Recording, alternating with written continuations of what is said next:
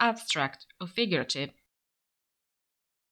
The first contrasting couple, abstract or figurative, is expressed to two approaches with their roots in symbolism and semiotic interpretation. Each sign within a manifesto is chosen for a reason. Thus, how should an image be interpreted when it reaches the limit of recognition? How should the figuration of an idea express itself?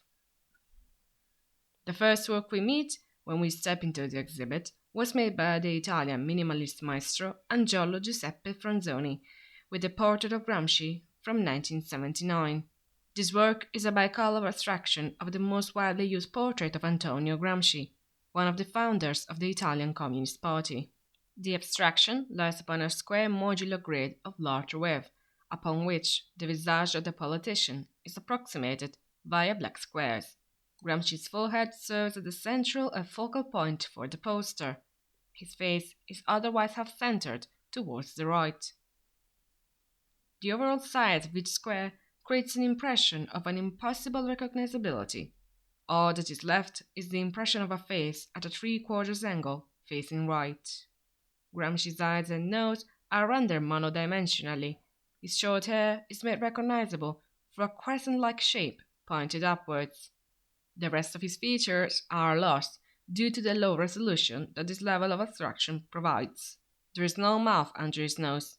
However, on the bottom margin, there is a line in a small font that reads, translated, to Gramsci, Alice, 1977, 5th to 18th March, 1979, Teatro del Falcone, Comune di Genova, Cultural Department. If we are to follow a modern interpretation, we may compare this work to an ancestor of the current category known as pixel art. Furthermore, it serves as an anticipation of the soon-to-follow artistic tendencies of the political poster. This poster serves also as an insight into AG Fronzoni's stylistic vein, as he portrays minimalism of the individual. By pushing the functional capabilities of minimalism to their limits, he reaches the concept of aesthetic intelligence. Directly opposed, we have a 1984 poster of Lenin by an unknown Soviet author. This print portrays the politician's visage semi-realistically from a downward angle, occupying the right side of the poster. He is easily recognizable, and his features are portrayed faithfully as he faces left, with the gaze pointed off frame to something below him. Lenin's face is much more detailed and shaded when compared to the other elements in the poster. His likeness is rendered with just 3 colors: a pale yellow shade to represent his skin, a bloody red to mark the light shadows, and a dark gray to represent the darker points. Here he appears as a middle-aged man in his middle-40s, but still victorious. His expression is triumphant, with his mouth open as if he were in the middle of a speech in public. He has an ample forehead with short, dark, and slicked-back hair.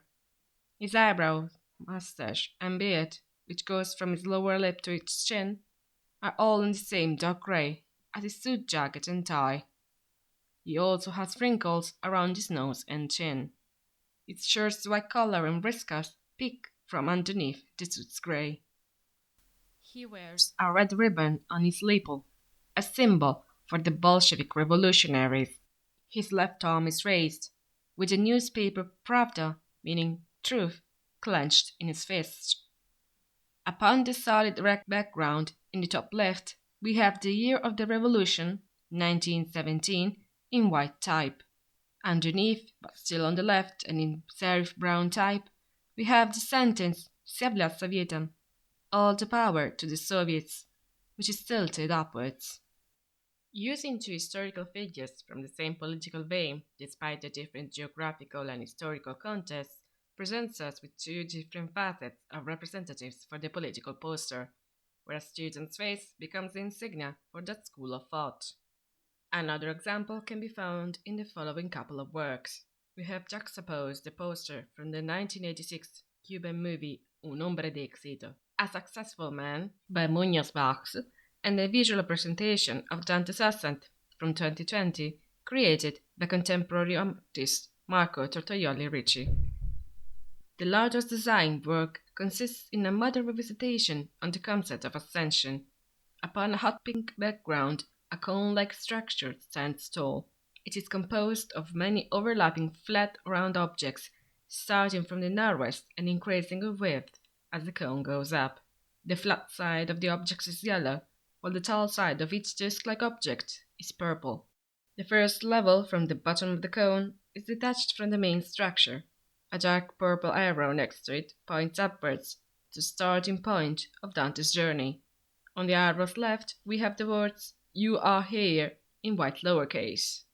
At the top of the cone, we have a second, larger purple arrow, still pointing upwards. It points to the name of Beatrice, still typed in all white lowercase. This works well as a premise of the writer's future travels, which also engages with the spectators by using a plural "you." This work was created for the Percorsi Diversi art manifestation for the Corriere della Sera Foundation, serving as a celebratory piece for Dante Day in March of 2020. Let's switch now to the poster for the 1986 Cuban movie Un Hombre de Éxito, directed by Humberto Solas, which was created through serigraphy by museoMAGMA. The protagonist's profile is projected upon the sky, colossal, above the skyscrapers of Havana. Our protagonist's name is Javier Argüelles. He's a young man from the 1930s who will succeed in his arduous political ascent in his days Savannah, thanks to his opportunism and unscrupulous nature. In the Manifesto, Javier is portrayed as a stylized profile with bold lines and light crosshatch. All the colors are flat as a result of the serigraphic technique. His face is completely white and devoid of details, except for a small mustache and short hair, both of which are black. Both the nose and chin are also stylized, almost comically elongated. His torso faces left, almost turned. In his right hand, he has a vintage cigarette holder, while his left arm is crossed behind his back. He's wearing a brown suit jacket, a white collar shirt, and a green and black striped necktie. His lapel is adorned with a pink stylized flower. The pale yellow background upon which his profile stands is adorned with orange and yellow stars, which are also stylized and give us an impression of grandeur. The lower part of his torso melts with the linework of a large pale pink star, connecting him to the vast expanse of Havana's white buildings. It truly stands before the city. Underneath the city, in a white rectangle, we have the movie's title and main credits. Bachs is one of the most important graphic designers in Cuban history. His style emphasizes heavily his almost childlike strokes. They are effective in their capabilities, which allow the work to maintain a fresh look. His works are also distinguished by the use of drawings and color palettes typically found in comic books. Furthermore, he founded the drawing and poster departments at the Cuban Art and Movie Industry Institute. These two manifestos are examples of the semiotic rendition of an image dynamism. They make use of the diegetic times from the respective media of reference. They narrate a journey's beginning and an end to a quest, both with clear lines. Tortoioli Ricci chooses to represent Dante's ascent unconventionally, and while still keeping the circular shape that characterizes the writer's travels, he leaves us imagining the beginning of the climb. Finally, Bach's poster gives us a sense of a tale coming to its end. Javier has reached his goal, and is now the power that hangs over the city of Havana. He has already gained the success that he wanted.